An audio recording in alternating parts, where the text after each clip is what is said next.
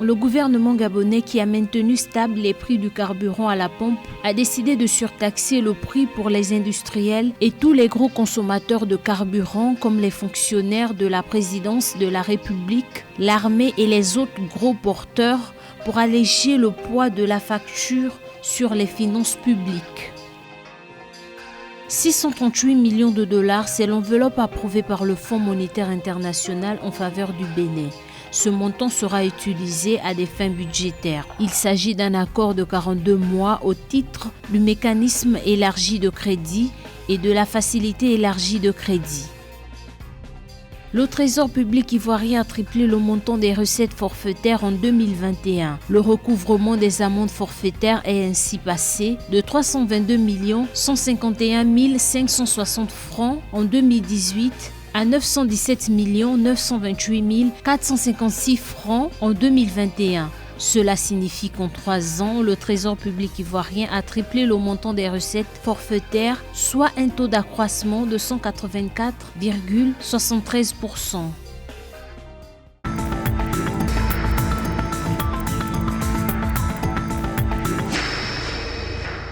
2022 par les autorités gabonaises, le citoyen lambda ne payera plus le même prix que les autres fonctionnaires de la présidence, de l'armée ou encore les industriels. Le prix à la pompe jusqu'ici subventionné par l'État est passé de 605 francs CFA contre 835 francs CFA pour l'essence et de 585 francs CFA contre 830 francs CFA le gasoil pour les industriels et les autres fonctionnaires visés. Je crois que c'est l'une des meilleures décisions du gouvernement de ces derniers temps parce que nous allions droit au mur. Il y avait un problème, le carburant subventionné se vend à la pompe à un prix qui est différent du carburant non subventionné qui se vend aux industriels.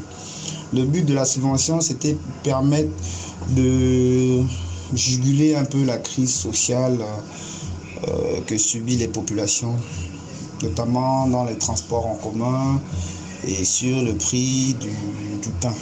Une mesure adoptée en raison d'une exigence du FMI, peu favorable à la politique du pays de subventionner tout azimut les prix des produits pétroliers. Pour l'institution financière, la subvention du carburant est de nature à plomber la réalisation d'autres objectifs et de freiner l'atteinte des objectifs fixés en orientant une grande partie du budget de l'État vers le financement de ce que consomment les populations les plus nanties. Il y a des mesures mises en place par la Direction générale des hydrocarbures pour contrôler l'effectivité des décisions prises. Le bénéfice pour le gouvernement, déjà, c'est la paix sociale qu'il en tire. Les tensions sur les transports en commun, les tensions sur le prix du pain, ça pose un gros problème au gouvernement, ça cause des grôles sociales. Le second bénéfice, c'est clairement des meilleurs revenus, donc une meilleure vente de son carburant non subventionné auprès des industriels, auprès des forestiers, auprès des grumiers.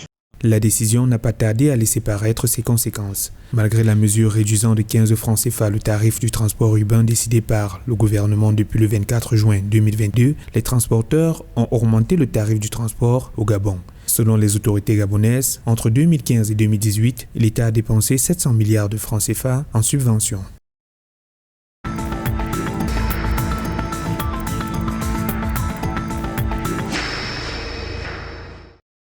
Le Fonds monétaire international FMI a octroyé un montant de 638 millions de dollars en faveur du Bénin le 8 juillet 2022. Selon la note d'information de l'institution financière, il s'agit d'un accord de 42 mois au titre du mécanisme élargi de crédit et de la facilité élargie de crédit. Le montant permettra de financer des programmes d'urgence et de soutenir le plan national de développement 2018-2025 du président Patrice Talon. Selon le FMI, le Bénin a sollicité cet accompagnement pour répondre au choc économique induit par la crise sanitaire de la Covid-19 et la guerre en Ukraine.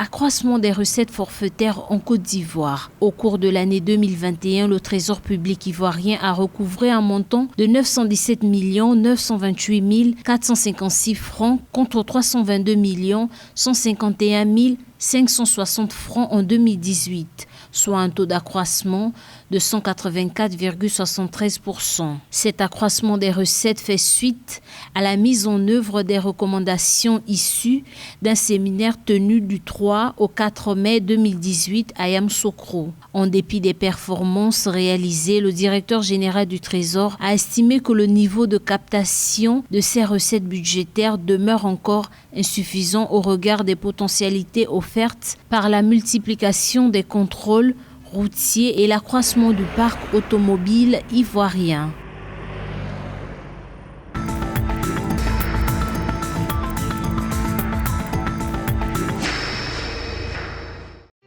$8 millions, c'est le montant levé par Solar Panda Corporation pour son développement au Kenya. La société canadienne qui conçoit, fabrique et vend des systèmes solaires domestiques au Kenya a mobilisé ses ressources pour permettre de développer les efforts de produits de Solar Panda, étendre sa présence au Kenya et préparer le terrain pour son expansion future en Afrique subsaharienne. Cet investissement a été dirigé conjointement par Impact, Ocorate et ED5 Electrify. La société, considérée comme ayant la croissance la plus rapide du secteur, a fait savoir qu'elle utilisera ces fonds pour fournir de l'électricité à plus d'1 million de Kenyans.